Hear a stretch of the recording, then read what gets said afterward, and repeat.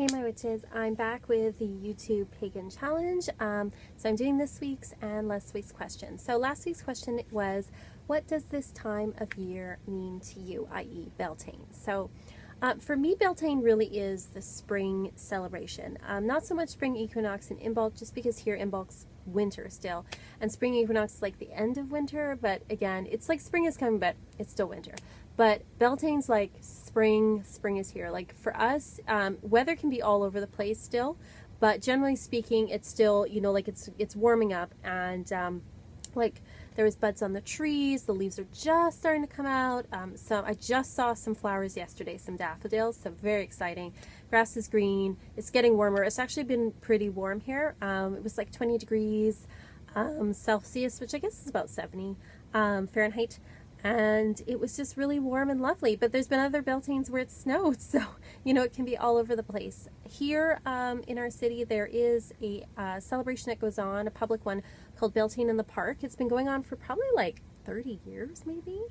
And people get together, they make a maypole, there's just like a potluck, sometimes people are selling things, and it's really, really nice. But again, the weather can be all over the place. One year, a group I was in was involved in planning it, and it snowed. And so we went and got firewood, and we had like a bit of a fire, and not too many people came out, but it was still really good. So it's kind of a bit of a crapshoot as far as weather goes, but it's a lot of fun, and I'm really glad that it's something people do. I couldn't go this year because I was working, but it's great. So that's kind of what Beltane means to me. Beltane's a spring celebration. It's a celebration of fertility, not just like physical fertility, but also, for me anyway, it's about creativity and just about being able to go outside again, you know, in the warm weather, and appreciating all that stuff and appreciating it being spring. So that's what it means to me. And it's also a time to honor fairies too, that and summer solstice for me, because I see this as the time of year when the summer fairies kind of come out. So that's what it means to me. The second question is a bigger question, and one that I think requires a lot of thought. It's, what does deity mean to you? And that is a huge question.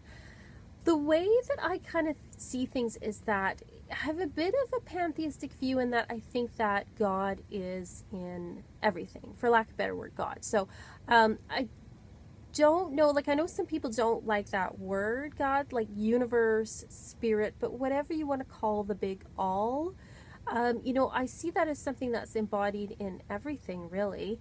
And it's so big that it's really hard for us to wrap our heads around it, and that's why it's easier for us to grasp things like smaller deities. Now some people have the view that other deities are just facets of the one.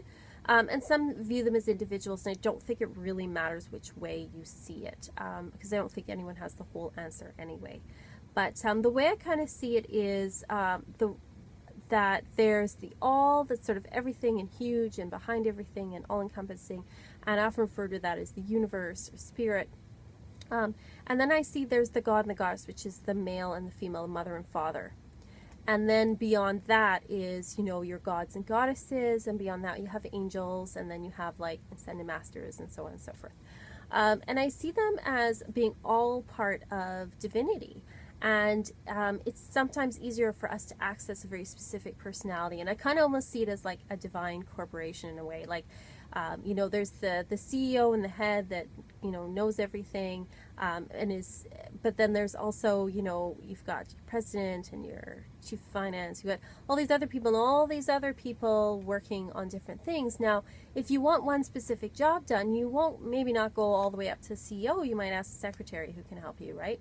But they're all part of the same functioning sort of company, and they're all working in the same direction towards something. And that's kind of the way I see it, but it's much more bigger and complex than that. That is a really simplified analogy that I'm using, but that's kind of the way that I see deities. So to me, the individual gods and goddesses, yes, they have, you know, they're part of the whole divinity thing. And so yeah, you know, it's okay for me to ask a specific divinity for something because they're part of the whole.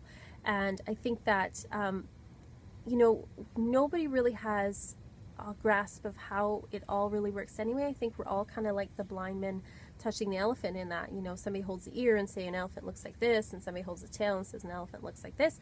But no, and both, they're all right, but no one has the whole picture, and that's kind of why I think, you know, we all have, you know, different religions and spiritualities. We all have a piece of it, but nobody has the whole picture. And that's why it's important to have dialogue and to have understanding with each other. But that's kind of the way that I see it for myself. And that is a really simplified version. But and that's why, too, I'm comfortable with things like, you know, I have like Jesus and Mary candles on my altar. Part of it is, you know, I was raised Catholic, it's part of my heritage, but I also see them as being part of the divine masculine and feminine, so I don't have an issue with it, even though I you know, I have had, you know, other people say, oh, well, that's Christian, you shouldn't be using that. And it's like, well, you know what, they're part of divinity too. So that's kind of my thoughts on the matter. And I know that there's a lot of varying opinions out there, but it's good to hear each other's opinions, because I think sometimes people raise some really good points, or they help you think about things in a different way, and I think that's important. So I am going to leave that out there. I know I could probably like go on and on trying to explain the way that I see it, but I thought, you know what, I'm just going to keep like a simple analogy to sort of describe how I see it as a whole. So that's my answer for the YouTube Pagan Challenge, and I hope you're all having a lovely, wonderful week, and that you had a wonderful Beltane, and I will see you all next time.